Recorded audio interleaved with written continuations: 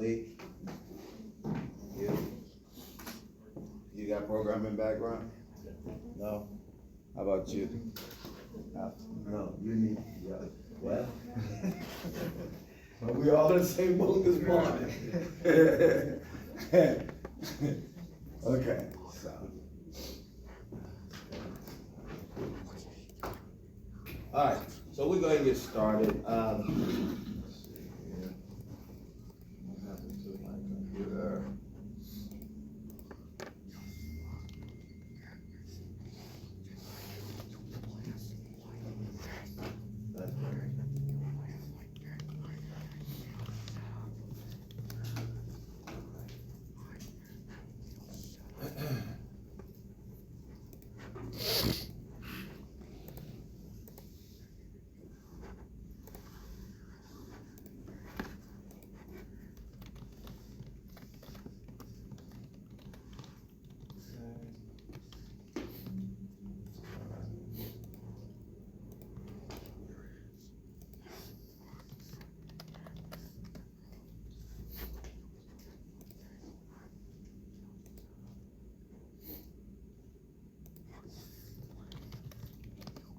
All right.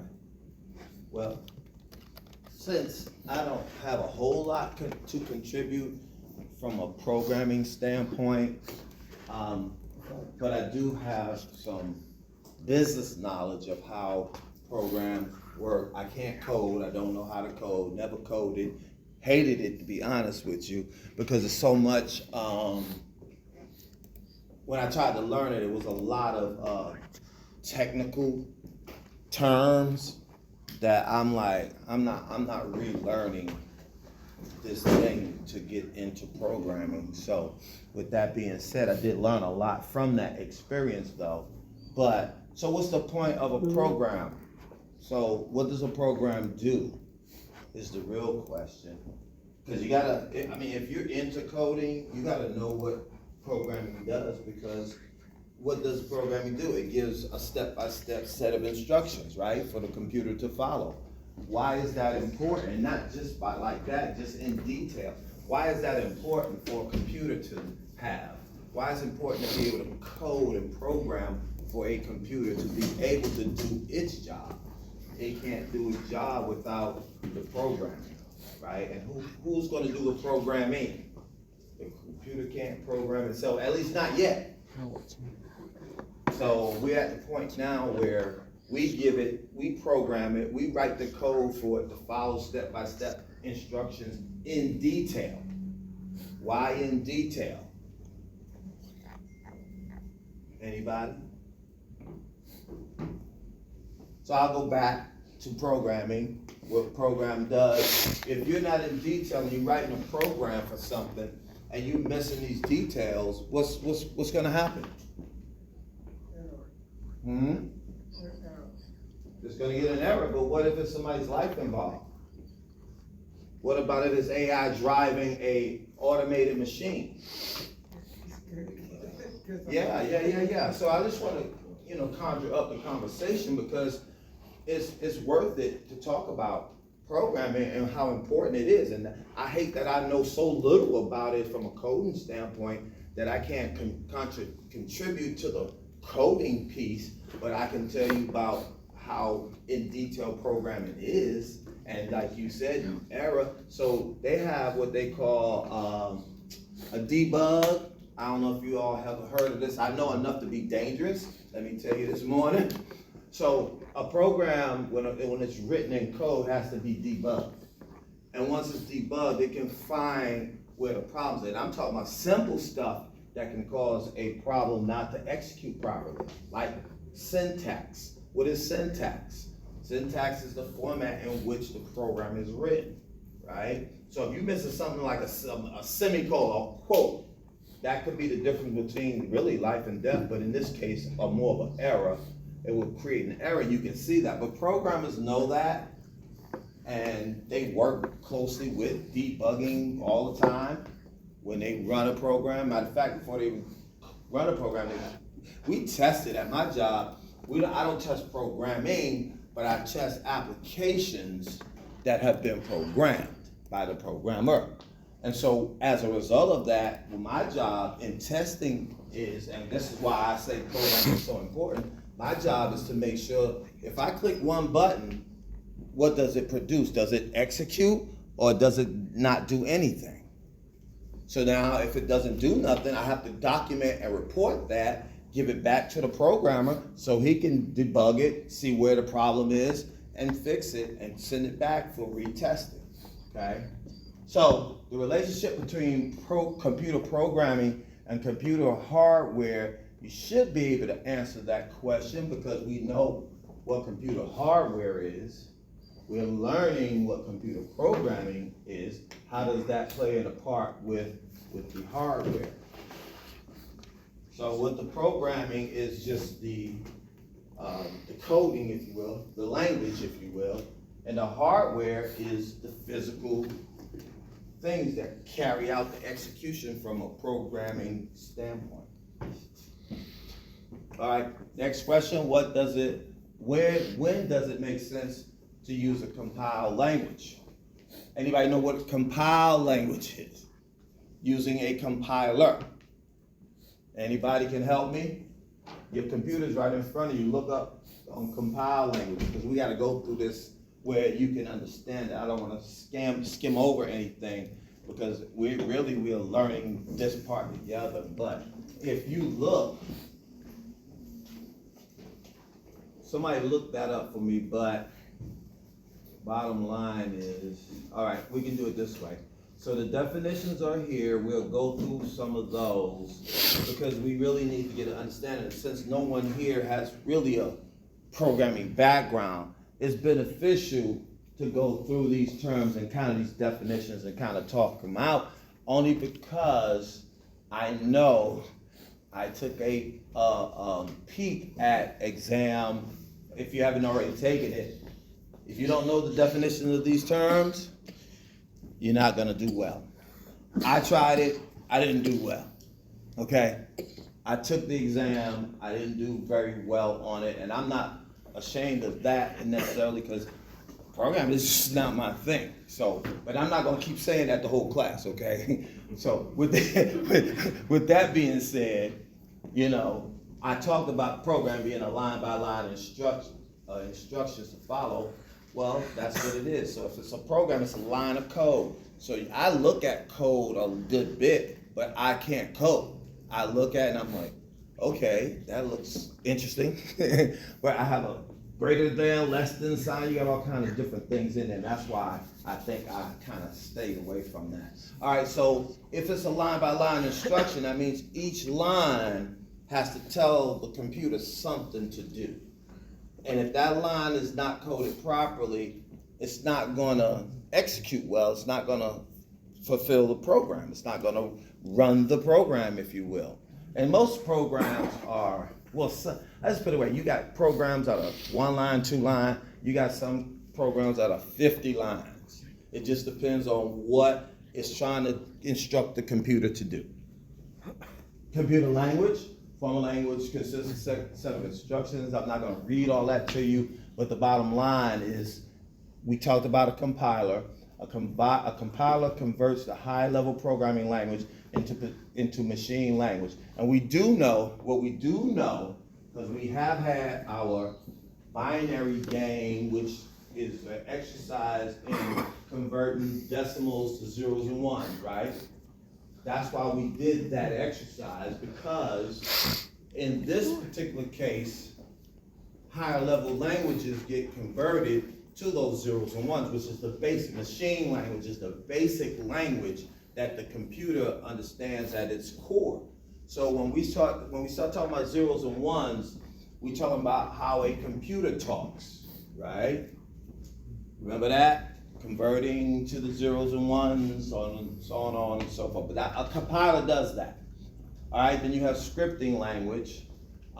When I worked in wireless communication, we had scripting language because they had a whole lot of code that needed to be put in to the wireless towers so the radios could understand the communications between the different frequencies and so on and so forth. But that's scripting language. Most people most people save their scripting code. It's written by someone who understands scripting language, and they save that scripting language. So that way when they need to use it, and this is very common in programming, you can copy and paste stuff out and paste it into another area, so you don't have to do all that typing. Programming is a lot of wording. If you notice that, it's a lot of wording, a lot of code. So you don't want to be trying to retype code, because now you're introducing more errors that could happen when you're trying to type. So it's easier to take copy and paste text out and into where you need it. And that happens very often. Pseudocode, a way to represent code in a manner that's easier for a wide range of people to understand. So then what's pseudocode? So it's a code that more people can understand. So it's not so wordy. It's more probably picture-based to help you out and make, because if I look at a picture one way, you might look at it another way. You might look at it another way. You might interpret it differently, but the bottom line is you will understand at least what you're looking at. And that's really how the easiest way I can explain what pseudocode is. It's another way to interpret wordy information. Data types, we did talk a little bit about data types, and some of the data types depend on what field or where you're using it. We talked a little bit about numeric, that's a data type. Alpha, that's a data type. Alphanumeric, that's a data type. String, that's a data type. You'll probably get a little more as we go on about the different data types. I'm learning more about the different data types as well. Integer, yes sir. Which section are we at? Is it a digital data or the hardware or software and technologies? Anybody know what section we're in? Chapter 8, lesson 8. So section 8, so you see it up there? It's like 8.2, programming overview. Yes, boss. Lesson 8. Bullseye. All right, good stuff, good stuff. All right, so we get back on point. So that's the data type. You got integers, they're data type. So you'll start seeing that if you haven't already seen it, the different data types. You want to understand the different data types because those are the kind of questions you'll be challenged to know, the data types, okay? Identifier, a user-defined name of a program element, such as a variable or constant. That's what identifies what we're looking at. A container, program element, such as an array or a vector. I had to look up array or vector because I don't retain anything as far as knowledge is concerned from array and vector, but I will tell you this,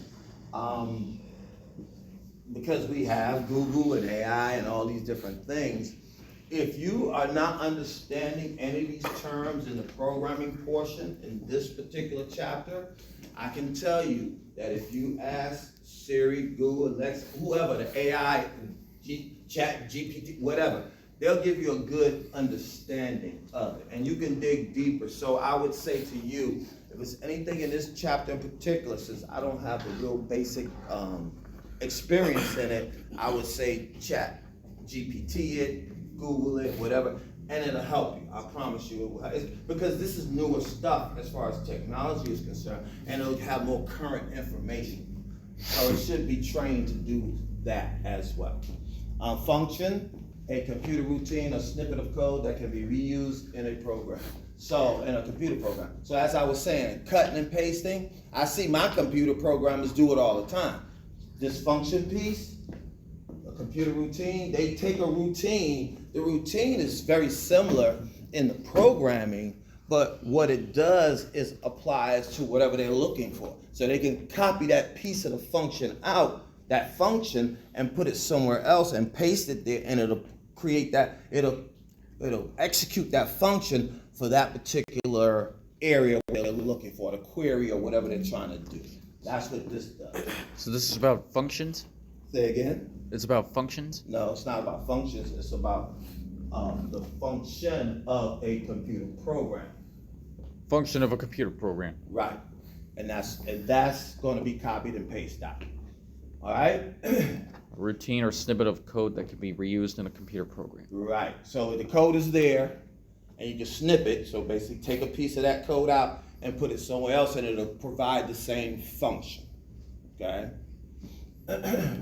Object-oriented programming, OOP, sound like Delta Sigma Theta, but let's see. But it's a programming paradigm based on concept of objects. They use objects to define attributes of certain things. It's more wordy and complicated, but bottom line is it's an easier program because it takes the objects to identify what it's trying to do. So, and they identify it by the attributes of the object. So let's say class. If the class is a computer title, a job title, I should say, then we define everything of that job title when you start talking about object-oriented programming. And we work around all of that. I got another example of I can show you a little bit better as we go on. Encapsulation. Encapsulation is the concept of OOP that describes how data and methods are bundled together within one class. So it tells you the method of how to come to a result, like salary times the number of hours would be a encapsulation, because you're using hours and you're using salary and do multiplication and it encapsulate into one object, and you use that to come up with the result. So your week's worth of pay, hours times salary, will be a week's of pay, and that will be encapsulated all together for that class that you're using. I hope that makes sense. So it says a class or a unit, but I would like to prefer to use class because I've seen it in class function, and I think I got an example of that. Assembly language, okay? So you should be familiar, like I said, with assembly language because it says binary machine language. So a human readable, here's what you want to know too, test-wise, I've seen this. Assembly language is a human readable low-level computer language. So you should be able to read as a human, you should be able to read assembly language. You should be able to look at it and know exactly what it looks like versus other languages, okay? And it says it's a symbolic representation of a binary machine language. So you can see that and you should be able to recognize that. Now here we are with this compiling thing. We're back to the compile language. I asked about compile earlier, and compile is a computer programming language such as C. Anybody familiar in here with C or C++? Basically, it's a common programming language, and that common programming language has a tool in it, right? Call that compiler to translate that code into that binary language. So the whole point about a compiled language is, especially using C and C++ are just compiled languages.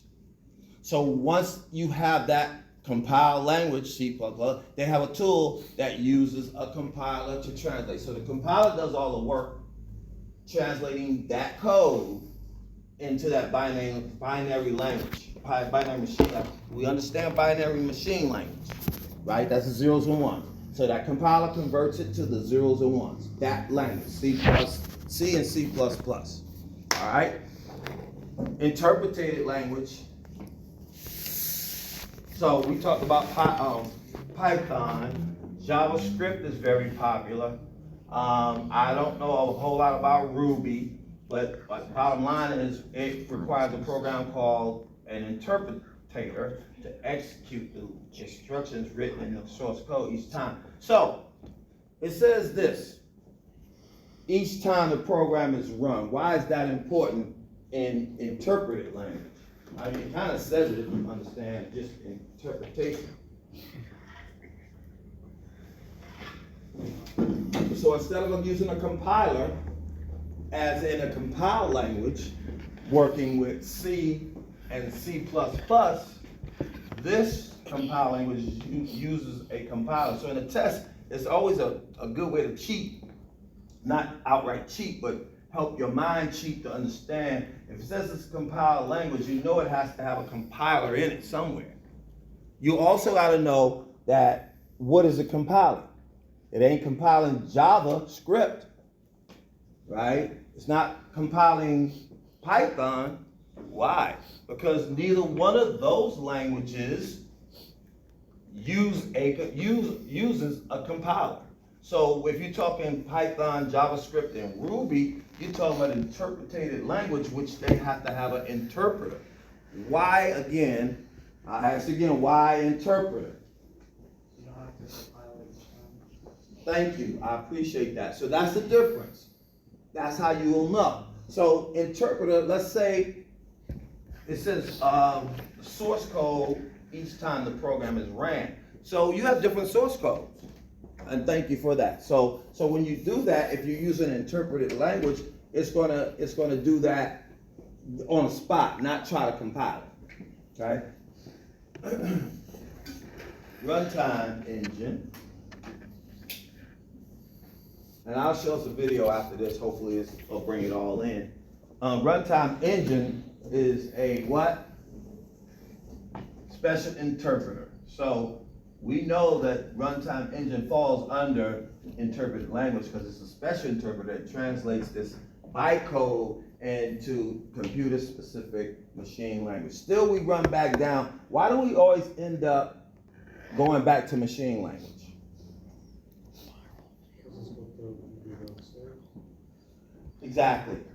Exactly. So every time, no matter what program you're using, it's still, the computer has to understand it. So everything is going to be broken down, interpreted, compiled, or whatever, to where the computer can understand it. And how does the computer understand it? Zeros and ones. That's binary. We're back there. Where do we go? Boom, boom, boom, boom. Binary. So every time you do this, you're still going back right here. Specific machine language. That's really binary for the most part. Okay? So it says also you need to know this, bytecode. What is bytecode? It's a platform independent, low-level language that is compiled from source code. So I would say, know this, know those things, assembly language, compiled language, interpreted language. Those are the main ones that I've seen. And you may have seen it if you've already taken exam, I think it's 5 or 6, one of the two. The one that includes your databases. So whichever one that is. So a logarithm, we understand a logarithm. We hear it a lot, but do we really understand what an logarithm is? We hear it a lot. I think we do anyway. I hear it a lot. Did we use an logarithm? The way you mean algorithm? Okay. The way I got it understood is that an algorithm is just like basically the definition is just like it'll run through every solution possible. Okay. And just perform it as best as it can. Okay. Anybody agree or disagree? But whether you agree or disagree or not, it's just, you gotta understand it. But the main thing is, it says here specific step-by-step procedures that illustrate how a problem will be solved. Back in the day, we used to illustrate or see how a computer flows through a program. We call it a flow chart. And through that flow chart, it had different symbols that represented different things at different times during the program. So a logarithm kind of is that, but I think it's a little more specific. Well, I don't know if it's a little more specific or not. But the bottom line is, each way along the flow chart, you can tell what needs to happen at any decision point. The decision point is either I have to go, yes, I process, or no, I don't process, right? And so once it does that, you can follow that flow. If it doesn't process, it starts back over, loops around to the beginning. So you just got to understand how to read a flow chart. So as far as I'm concerned, this logarithm is similar, and it just goes step by step, and then it solves that particular problem. Now, of course, I didn't even see really flow chart, but it's a visual representation of the logic in a program. I just said that. So from the time you start a program, what does it do? It executes. Once it executes, it gotta get to a decision point. Like, do I need to print this or not? Does this need to go to a database or not? Those are the decision points. Once they get there, then from there, you can say the process is stopped. But if it doesn't go to a database, let's just say, and it moves on, it gotta start back from the beginning to copy the flow. So we'll see one of those shortly. I'll show you one of those, hopefully, and give you a better example. But that's what a flow chart is, and it's represented by, it depends on the flow chart, but it's represented by figures, squares, rectangles, circles, and of course, lines. So, let's see here. Let's get to so let's do this. Let's look at this video. Now that Simple computers can process data and perform calculations much faster. all right, let's start it over. Computers are amazing machines. Even simple computers can process data and perform calculations much faster and more accurately than any human. However, as powerful as they are, computers can't do anything until somebody tells them what to do. In fact, the only thing computers can do is to follow instructions with incredible precision. Without instructions, computers can't do anything. Computer programming is giving a computer step-by-step instructions for what you want it to do in exact detail. Programmers do this by writing code, which is special language that the computer can understand.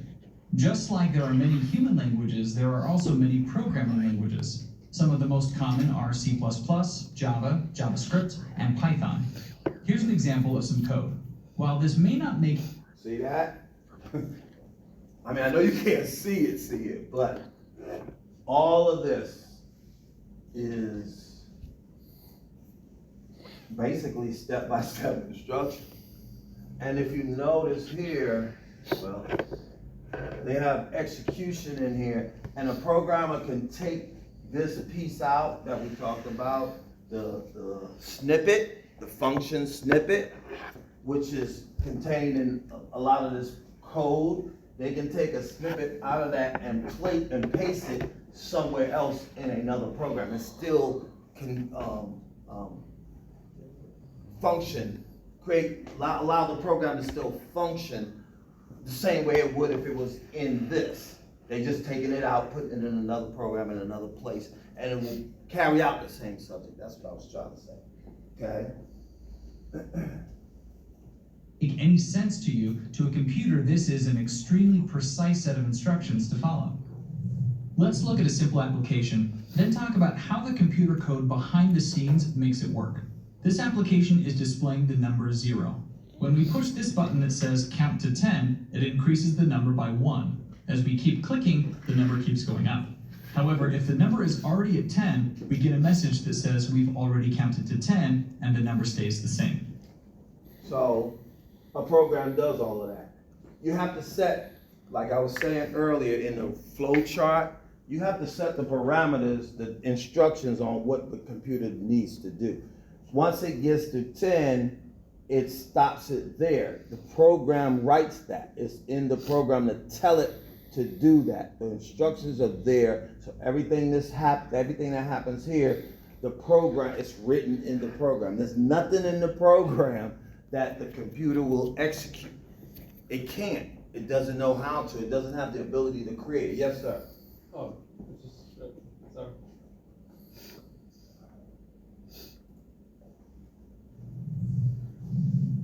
To see how this works, we'll use pseudocode, or precise instructions written in normal English. The first thing to understand is that computers will always execute code line by line. I'll stop there real quick. Back to pseudocode. So really what pseudocode is, some of it's coming back to me from not my recollection, but pseudocode is just an outline of the program itself. You write it, and you make it understand, you're understanding what you want the program to do before you actually code it. So you write in pseudocode for the most part, and then that way if something goes wrong in the execution, you have your pseudocode to look at and say, oh, I need to change this, I need to do this differently or whatever, but that's pretty much the pseudocode, it's the outline of your program. From the top to the bottom. For this example, we will walk through the program slowly, but a real computer would execute these commands almost instantly. First, the program sets a variable called counter. A variable tells the computer to keep track of a specific piece of information. The program sets the value of counter to 0. Then, the program displays the current value of the counter variable in the button to the screen. This next block of code tells the computer what to do whenever someone clicks the button. Notice that this next line uses the word if. Every time the button is pressed, it'll check to see if this condition is true. If it is, it'll execute this block of code. Otherwise, it'll skip by this code and move on. The same is true of the if statement down here. Remember that right now, the value of counter is 0. When we click the button, the program checks to see if it should run this block of code.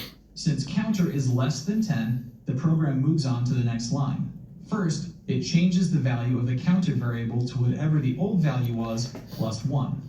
Then it changes the number display on the screen to the current value of counter. Once it's done with this if block, it moves on to the next one. Since this one only executes if counter is 10 or greater, it gets skipped. These same steps will run every time the button gets pushed.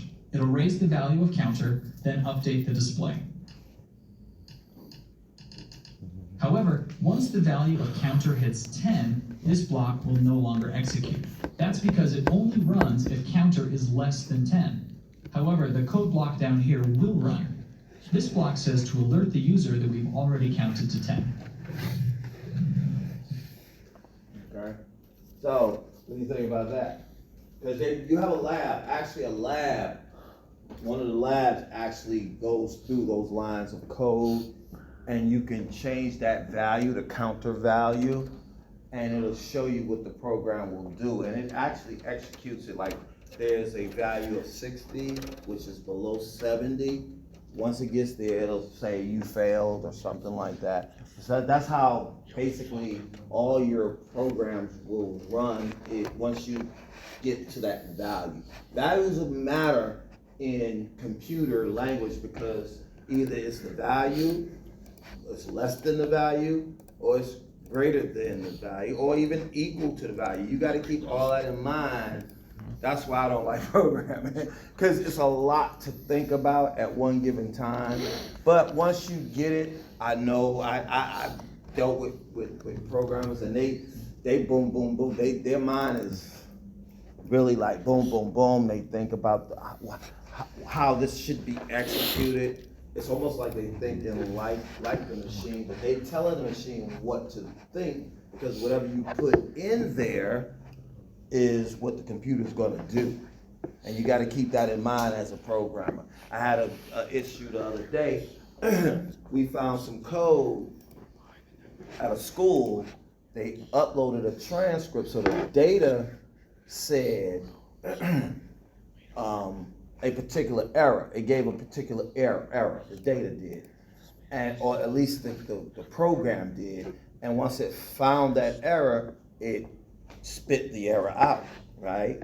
Once it spit the error out, as a data analyst, I looked back at that data and I saw that the error code that it spit out wasn't even listed in our error codes. So we're like, how did it spit out an error code that we don't even have, or let's say have anymore? So something in the programming happened to create, it could be old logic. When I say old logic, it could be that it referred to something that was written a while ago, and somebody in programming missed a coding step. You see what I'm saying? So in real life, that's how it really works. So now we got to go back, send that information to the programmer. He has to look at all his line of code.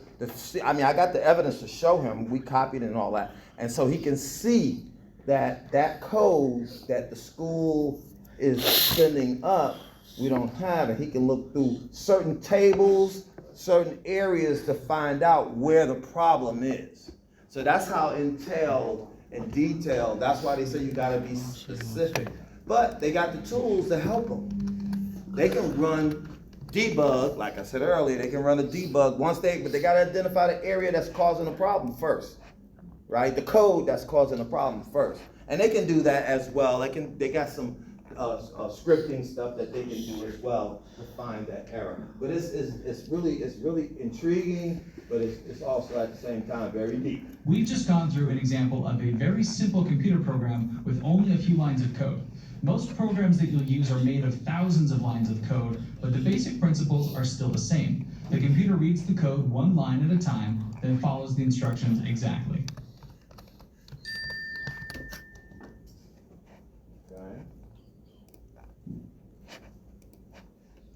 All right, this is a little more about data types. We were talking a little bit about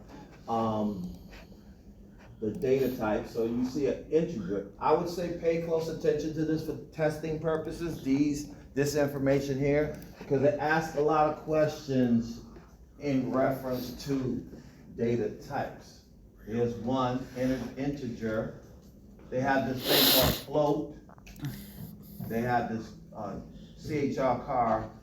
char, and I talked a little bit the other day about characters, right? And what they represented. The other day I said it was a single character, one letter basically, but it doesn't have to be one letter necessarily. It's a single text character that uses 1 byte of storage. But it also says here, like I use string, is used to store more than one character. So if I have a string as a data type, I can put in more than one character, such as a word or a sentence. I mean, string is used a lot when programmers don't want to necessarily identify or get the data restricted to what they're putting in the field or in the form or whatever. They don't want to restrict it to that. So string is kind of an easy way out. It's also more complicated to find where a problem is in a string character because of that reason. Because you're not specifically identifying, you're just using it as basically a space holder for information. That's what it really boils down to. And it says when special characters are needed to communicate their English language meaning within the string, they are escaped to let the program understand the way to use the character. So how do they do escape? So to escape that, you use this character. You put I call that a backward slash before the character to escape it. So if you got this in front of a code, anybody know what that means if it's in front of a code? I know it means escape, but what does the program do when it sees that? It escapes it, it ignores it. Okay, that's another term for escape in programming. If you use this backslash here, it will ignore that, okay? And that's your data types, that's the main thing. And then the other thing, anybody know Boolean? Boolean data type? True or false? True or false? Yes or no? Open or close? That's easy. That should be easy if you see that on the test. It's only 2 states, off or on. So if you see that, it's gonna ask you something like, what data type represents yes or no? What data type represents on or off? And the answer should be in there, should be Boolean. And then you know to pick that. It's only 2 states, so that's a pretty easy one. And like I said, most of them that are in here are easily identifiable. If you know one, you should be able to kind of navigate through the others, okay? Now, identifiers, we talked about that a little bit earlier, but it was vague. So, but in programming, they're used to define names for specific values. The 2 most common identifiers are variables and constants. What is that? I mean, it's really the word says it all. So if just based off a variable, what is a variable? What is something that's variable? Something that's supposed to change. Yeah, that's really it in a nutshell. It's changeable. That's the easiest way to put it. It's variable. And what's constant? It stays the same. Same. Yeah. Same, constant, repeats. All of those are good. You know, you need to make sure you understand that. I say that just the word itself should help you out. If you know what a constant is, something that's constant that remains pretty much the same for the most part. And if something is a variety, it changes for the most part. So if you keep that in mind, you should be okay navigating that. A variable holds a value such as a number, word, phrase. Variables can change the values they're holding. So they're using the online banking as an example. When you go in there, you take money out of your account, the next time you look at your balance, it should reflect that change. The account balance should change. That's the example of a variable, how they use a variable in programming when they're programming banking things. And they, that's how you know your account, what's in there once you take, or not just take out, once you put money in, that value is gonna change, that statement, that balance is gonna change, okay? It should to reflect how much you put in. So and we always watch that. So to keep track of this value, the program uses a variable called checking balance. So that's what the bank example was talking about. All right. Variables can also store Boolean values.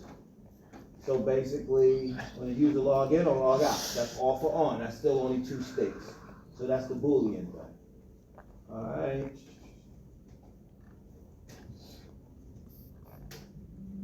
So we got that. All right, let's see here. Containers. This is the part that I had to do a little research on. Arrays. So containers are a type of identifiers that hold onto a set of values. Two of the most common values are arrays and vectors. Anybody can share anything on that? So basically, Well, all I got is just kind of what arrays means. Like, Okay. Not necessarily in this, but like an array is just like a equally like partitioned grid, like a grid. like a grid, okay? And then vectors are just like, they go along a certain range. Okay. So how I see an array is a set of values, right? So if it's specific, so integers can be in an array. For example,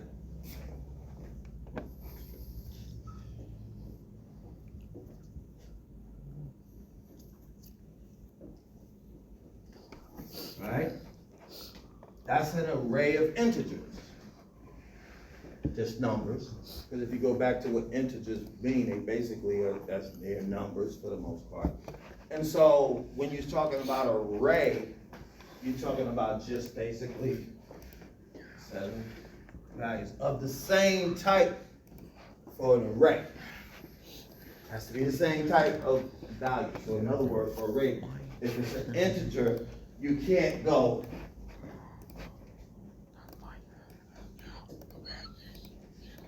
okay? That's what defines an array. It has to be the same type value in the array, okay? All right, I hope that helps. As a matter of fact, it says here, that can hold onto many values at the same time, blah, blah, blah.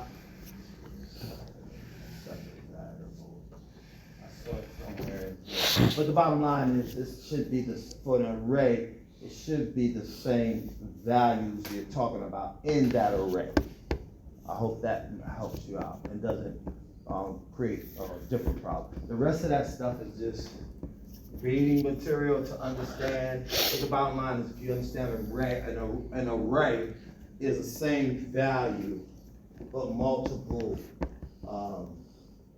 times. So like that one over there of integers, that's a whole bunch of integers, but they're the same value, data type, which is integers, and all it should contain is those integers. If it was a different data type, then it would hold true to the same concept. I'm trying to find where.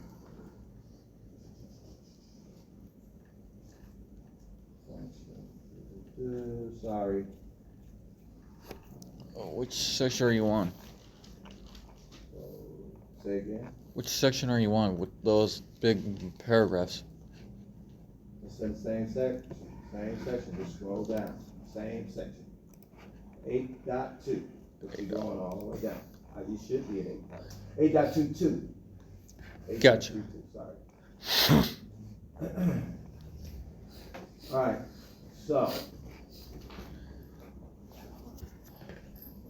Trying to find it back. Alright, so anyway, look up vectors. I saw it somewhere in here, but the difference between array and a vector. I think the vector is the one. Array is the same. The vector, it can be any value in it, in the vector, I think. Can anybody look that up for me? Functions.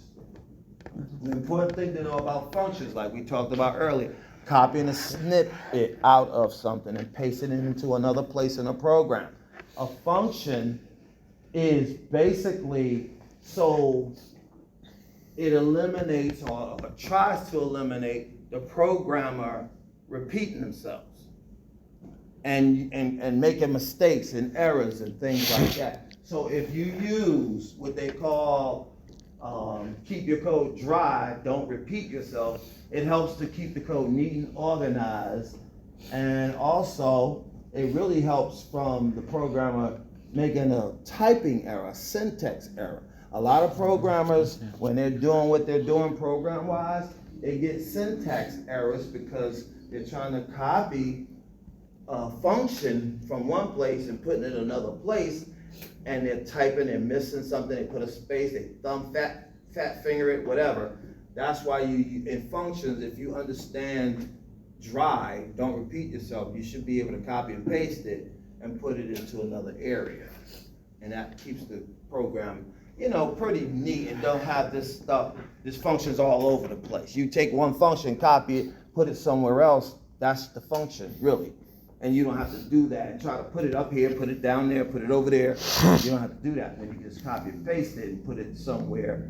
And then after that, it's done and it doesn't save. You won't save that piece. You're just trying to create it where it performs that function that you're trying to do by copying and pasting it into another place. But you're using the same function. Does that make sense? Hopefully. All right? So here it says, actually, functions help you to avoid having to copy and paste the code continuously. So you don't have to do that until you do it when you need it. That's it. Okay? Let's see, a name, consistency, frequencies, okay. I think that's the main thing you need to know about functions is dry. What does dry stand for? Okay.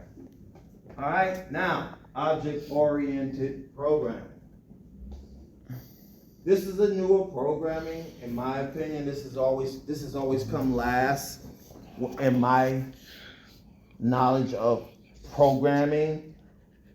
OOP was introduced a little bit later after I learned some of the other stuff. This came in. And so, like I talked about earlier, it says here, in earlier programming, most programs were a simple list of instructions, blah, blah, blah. This is a newer approach which functionality can be divided in smaller groups or actions or tasks, known as classes and objects. So, a class contains attributes or characteristics that objects can hold, okay, as fields, whatever. And then it says properties can be used as another way to access a field publicly. So,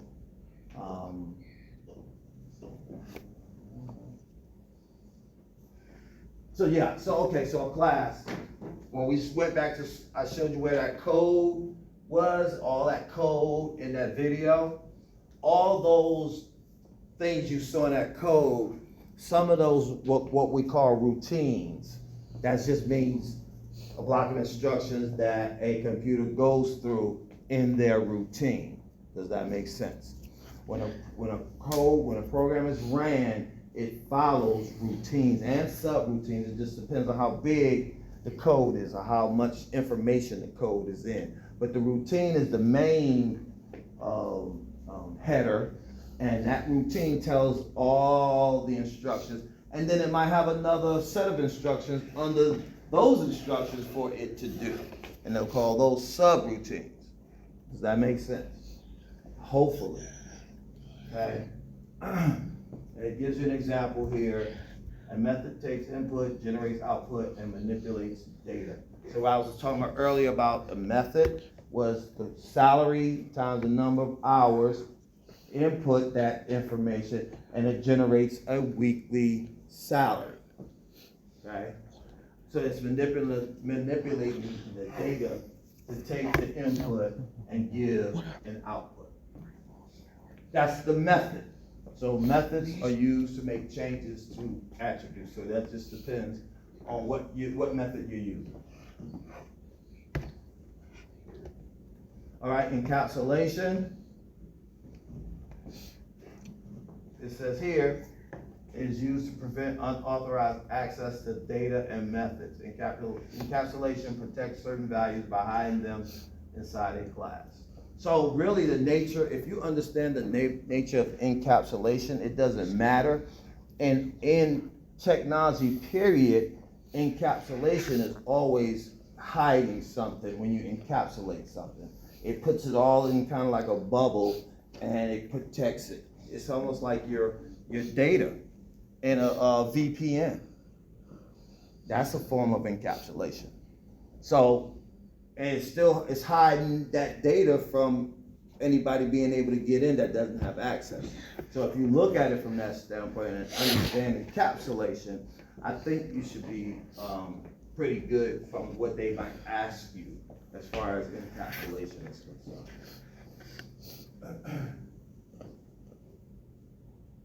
Right. Encapsulation. Yes, sir. Concept and object-oriented programming that describes how data and methods are bundled together within one unit or class. Yep. And I'll show you an example of that. I kind of illustrated it, but there again, it's good to see something like that.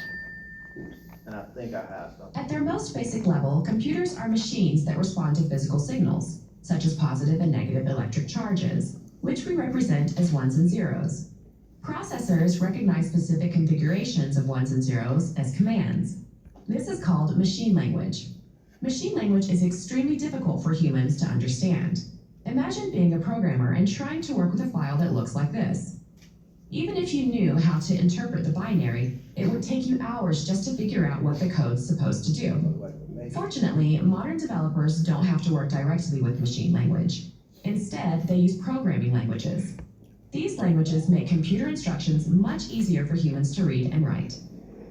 The most basic human-readable computer language is called assembly language. Unlike the other languages we'll look at in this video, assembly language is very closely related to the binary machine language. Let's look at an example. This is a machine language command that tells the processor to store the number 42 to a temporary register. Here. How do you know that's 42? No, I'm just kidding. Here's the same command written in assembly language. Even though assembly language is much easier to understand than machine language, it's cumbersome to write and use, and you'll usually only hear about it in discussions of computer history. Next, let's talk about compiled programming languages, which include C and C++. Source code written in these languages can't be run immediately after it's written. Instead, a software tool called a compiler translates the code into machine language, then saves the translation as a file called a binary executable or exe file. So, for a compiled language, you have to have a compiler. Okay, that's what does basically all the work. This method has several strengths. Because the executable file is already written in machine language, it can go directly to the processor without any additional steps, resulting in fast execution. Another advantage is that these programs have full access to everything on the platform, including cameras, motion sensors, and USB-connected devices, and GPS. I'd like to make a point here. So, because the compiler takes the source code and changes it to, or puts it in an executable file, That's why a lot of times when you get an email or any document that has an attachment that has a, what we call an EXE attached to it, it's dangerous to click on that. Because as you can see, if you click on that, it executes that code fast. And then it gives you full access to a system. So that's why a lot of stuff from a cybersecurity standpoint gets hidden behind what we call an EXE file or executable. Because in a compiled language, it converts, that compiler converts it to that executable. You click on it, now your system is screwed, basically, if it's infected, okay? And that's the exact reason why.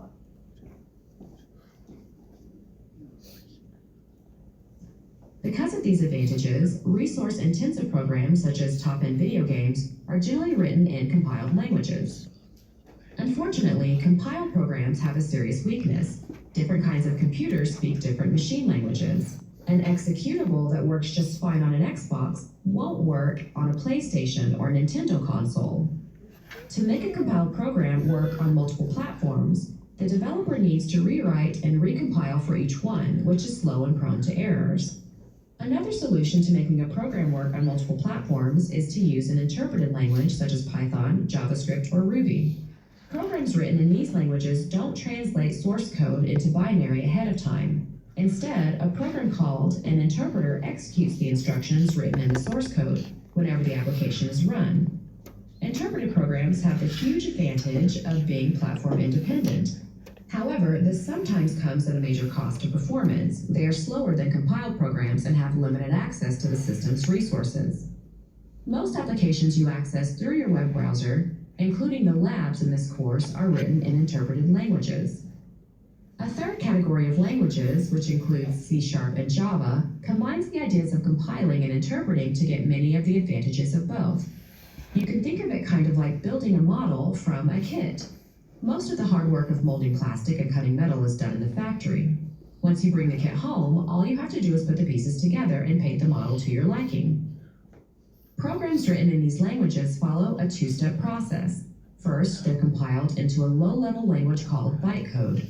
Then, when the code is run, a special interpreter called a runtime engine translates the bytecode into that computer-specific machine language. Like interpreted languages, bytecode is platform independent, and any computer can run it just fine. The advantage is that bytecode is much easier for the computer to run than an interpreted language, which dramatically improves performance. However, it still runs slower than a fully compiled executable. In this video, we talked about computer programming languages. We started by discussing machine language, which is a series of basic commands written in binary. We talked about assembly language, which is a way to make machine language easier for humans to understand. We talked about the two main categories of programming languages, compiled languages and interpreted languages. Finally, we talked about a subcategory of compiled languages that combines ideas from both compiling and interpreting. Okay, so have you ever seen an interpreter? Not what they're talking about necessarily here, but a person interpreting like sign language, for example. You notice that when a person is doing that, I know, and I've seen some early interpreters, and they seem to move a little bit slower, but it seems now in the modern era, interpreters are a lot faster in how they interpret sign language and things like that. But the point is, when you start talking about a programming language, a compiler versus interpreter, of course it's going to be slower because it has to take the time out to interpret what it's trying to give. Compiler just goes right to it, and interpreter has to translate it basically or interpret it, and that's why it's a little slower program and it takes a little longer. I just want to say that because sometimes when you're doing that, you need to have a reference point, especially when you want to know the difference between two terminologies, compiling and interpreter. And a compiler and an interpreter, besides knowing that a compiler language uses a compiler, which is faster, an interpreted language uses an interpreter, which is automatically gonna make it a little bit slower. All right? And let's see what else we got. Programming language facts. Yep, that's the next one, 8.2.4. 8.2.4. We got machine language, we talked a little bit about that. Assembly language, which is the language pretty much we can read for the most part. I can show you some code in a data format file layout, what they call it. They call it a flat file layout, and it has all the data, all the essential data in it that contains all the information you need. But if you as a human being was to look at it, you could see it, but where does one field or one thing stop and the next one begins? You know what I'm saying? With your eye, it's hard when they run against each other and they're all on one single line, it's hard to separate them. So what we do in that case, from a data standpoint, is we use a editor, what we call a text file editor. And what that text file editor does is it inserts a record separator in between the fields. So like, for example, you have your header record, then you have your record number, and then from there you have, let's call it a social security number, and then a date of birth, and then a grade level, and then an address. You won't be able to identify those by just looking at that whole line, because they'll be running too close together. So to see where one separates and you can identify, oh yeah, that's the social, oh yeah, that's the date of birth, oh yeah, that's the grade level, oh yeah, that's the address, you use a text editor. And that text editor, in between those fields, if you will, it'll put either a dot or what we call an RS, a record separator. And you can look at the file and then you can go, oh yeah, I can see that that's a format for a date of birth. Oh yeah, I can see that that's an address, blah, blah, blah. Versus it all being together, and you won't be able to separate it and make any kind of sense out of it in its raw form. You have to have an editor in order. So I use an editor all the time so I can see the data. I can tell because I've been doing it for a while, but the average person, when they see that, they're not gonna know what to separate, when to separate. And sometimes I don't care to even have to do that unless I have to.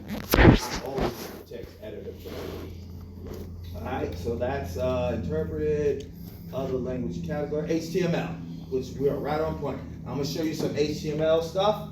Now that you got the code, all of that kind of thing, you see what it kind of looks like. we're gonna turn it over to the other computer. Let's see. Finally, lines.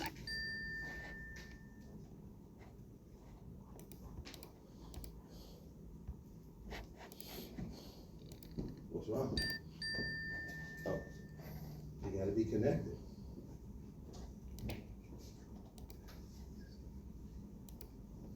Okay, you have to see that? So this is HTML. This is another language. This is, there's a lot of information about HTML out there. So if you want to get more information, I suggest you go to this w3schools.com. It's an excellent site, and it'll give you a lot of tutorials, as you can see, or exercises and tutorials on all these different languages, okay? I'm not gonna go deep into that. We're just gonna keep it real simple right now, because it's telling you, it's the first website I've gone to that made HTML easier to understand, okay? And especially if you do the tutorials on them, they're excellent, I'm telling you right now. And this is why I'm showing it to you, because this is gonna be, I saw this on one of the exams as well.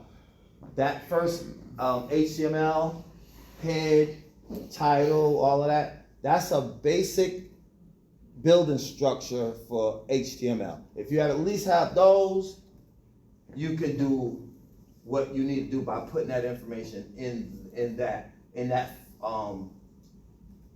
order. That's the order for HTML. And this is the header, and this is the paragraph. But you can learn more about that, what you can put in there. You can put whatever you're gonna put in there, and it'll display that.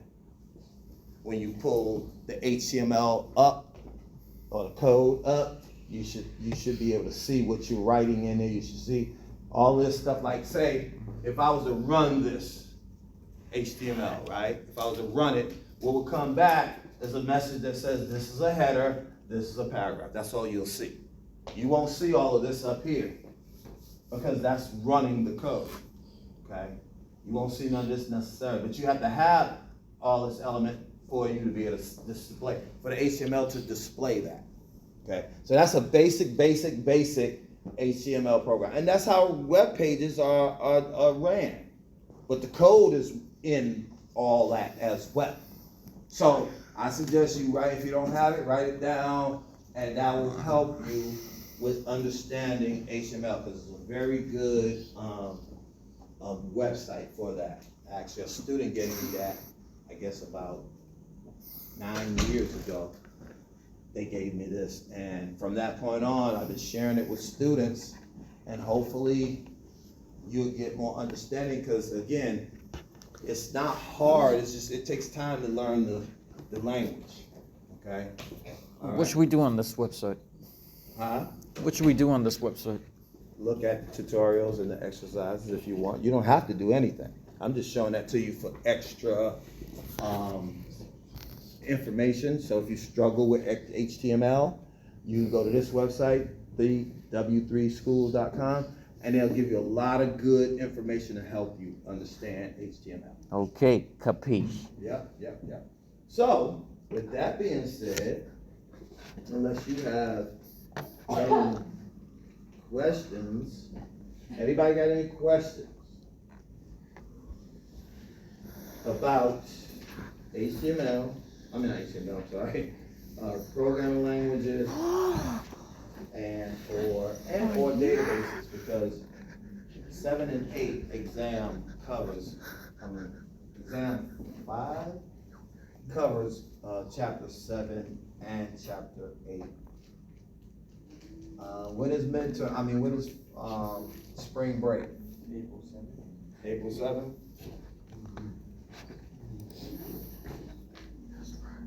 So just keep that in mind, because that we're fast approaching that, just so you know.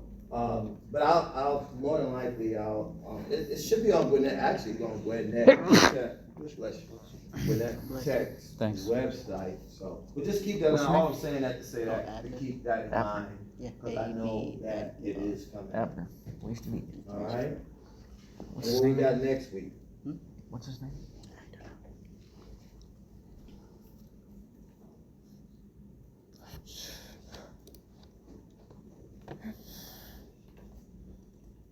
Anybody?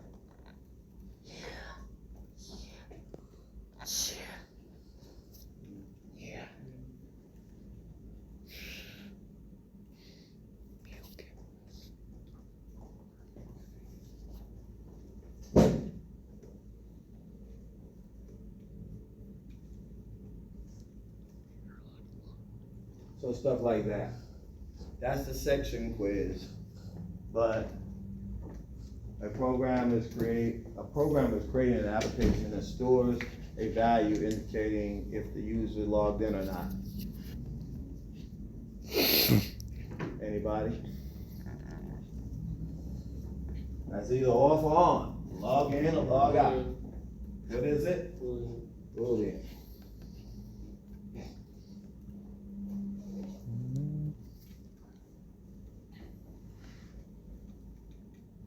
The decimal position. So anytime you're dealing about the decimal precision, you're talking about float. So as long as you know the definition of these here, you should be able to answer any of these test questions. That's what the exam looks like. Okay. So this one I would say is float. And then this one here, customer's latest order number. That sounds like a variable to me, just because the order number is gonna change. So you gotta kinda look at that like that. All right, what's the following program now? Built from class templates that have properties. So I'm just off the rip object, because I think objects contain classes and attributes and methods. But again, be familiar with the terms so you can answer most of these questions. And they are gonna be on the exam, I've seen it. What's your following program identifier that will be used, values that don't change. Constant. Constant? Yeah. Yep.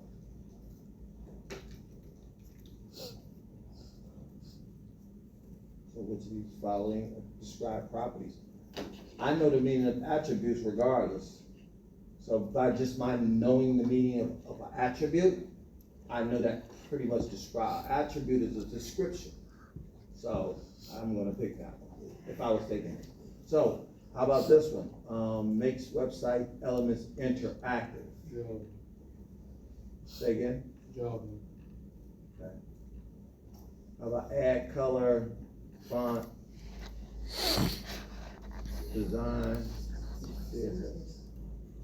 And HTML is the website structure and content. That should be that. All right, what we got here? Software developer wants to provide a compile. So when you start talking about compile program, which one of those programs are under compile language? There you go. There you go. So that's what you need to know. And then, programmer needs to create an interactive web page with the color programs. He would use. Interpreted. Okay.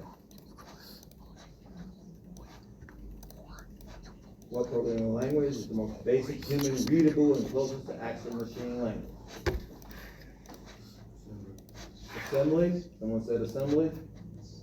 Alright. So I'd encourage you, especially in this chapter, to take the quizzes, the section quizzes. I'm telling you, because you're gonna see them again. Again, I'll say familiarize yourself with the terminology.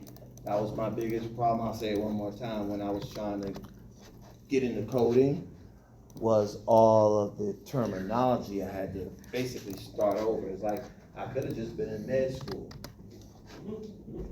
You know, so. But with that being said, I encourage you, please practice this chapter particularly, because this one here, I don't